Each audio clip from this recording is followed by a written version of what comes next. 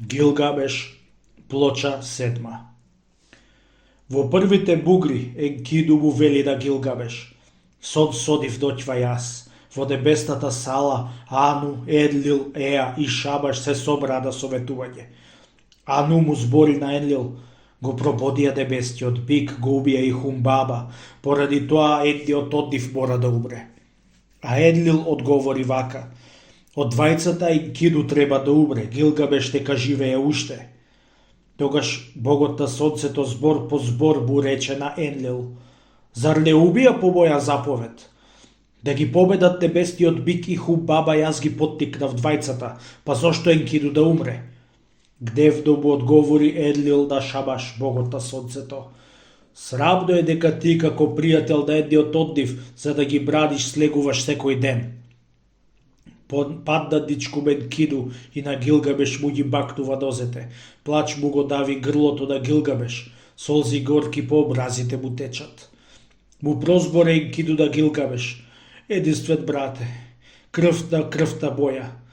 Ќе тргнам кон духот на смртта, зад мене вратата ќе се затвори и никогаш повеќе нема да те видам.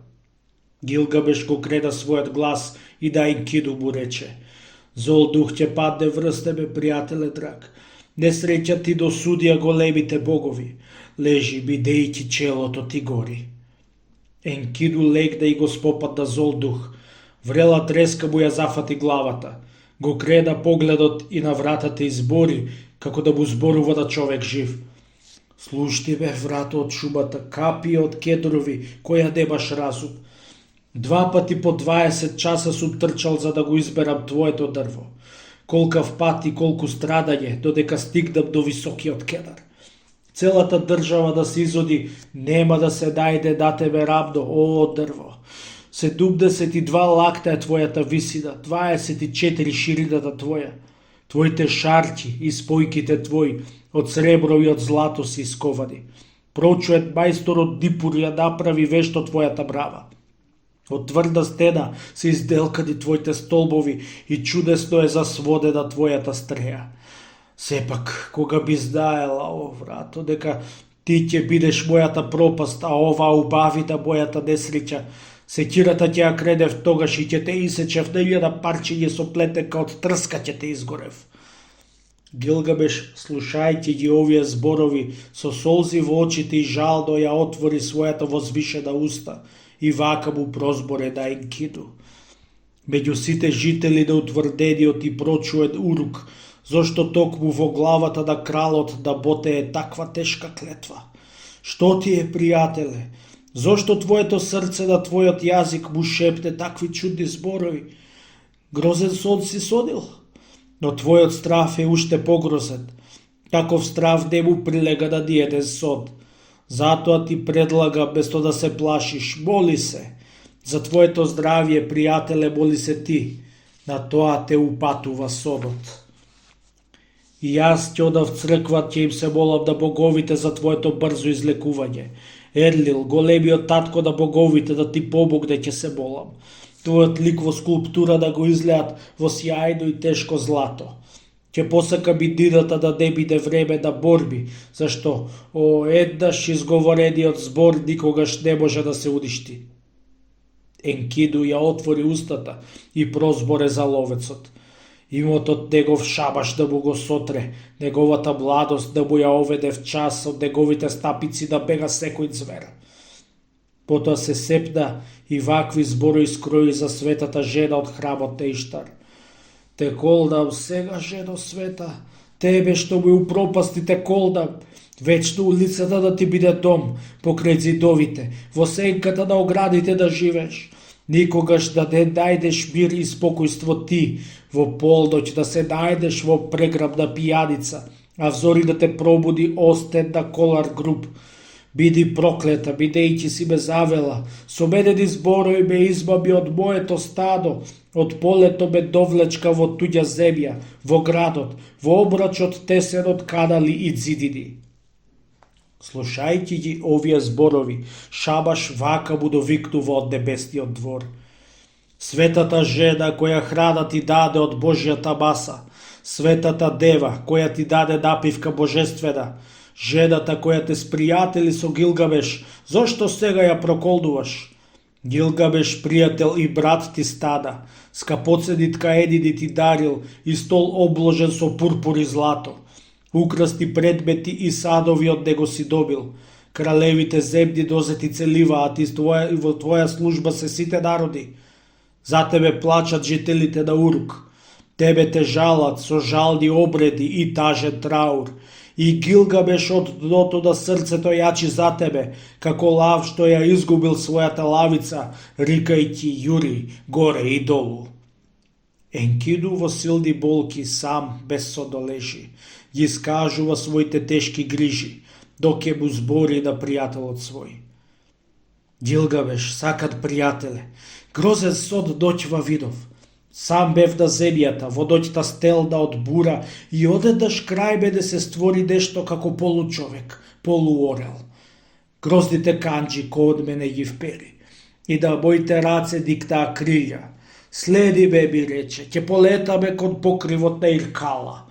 Во куќата на мракот ќе полетаме, ќе одиме на патот никогаш назад. Таа куќа не ја напушта никој кој што еднаш ќе го пречекори незиниот висок праг. Без светлина и радост живее куќата на смртта. Во слепа темнина се војваат таму сењките, прав пијат и глина јадат, носат облека од перја. Во куќата на правот, во роеви мрачни, како слепи птици снуваат мртвите.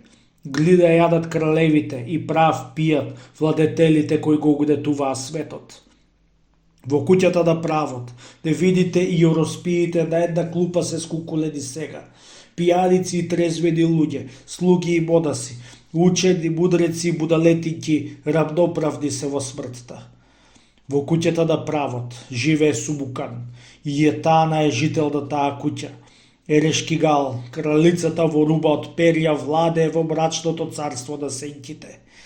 Во куќата на правот, во роеви мрачни, во руба од перја, како слепи птици се војваат мртвите.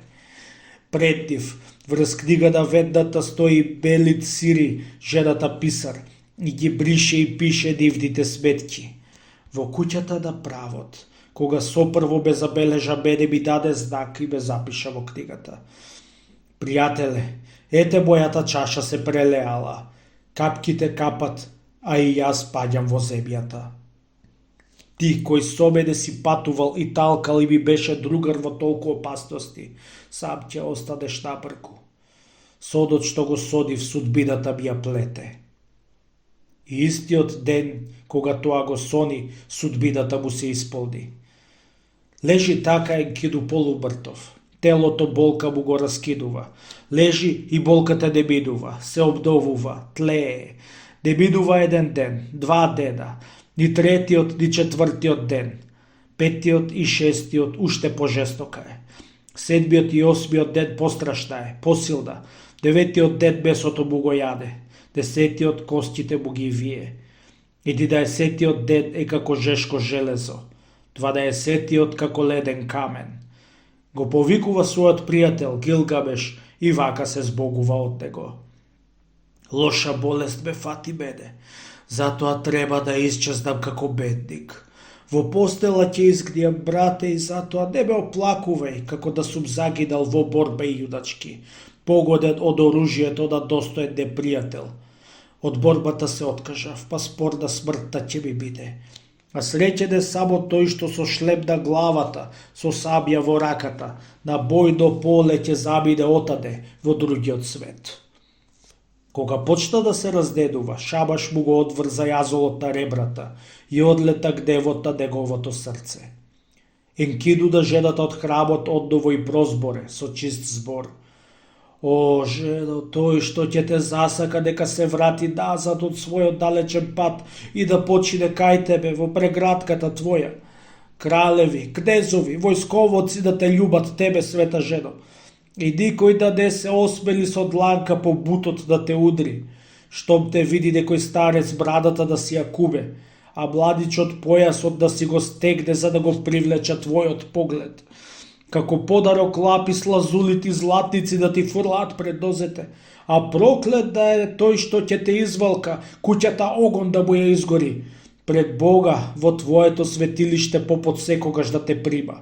Напуштена да биде поради Тебе мајката на 7 деца, главната сопруга, па дури и вдовицата.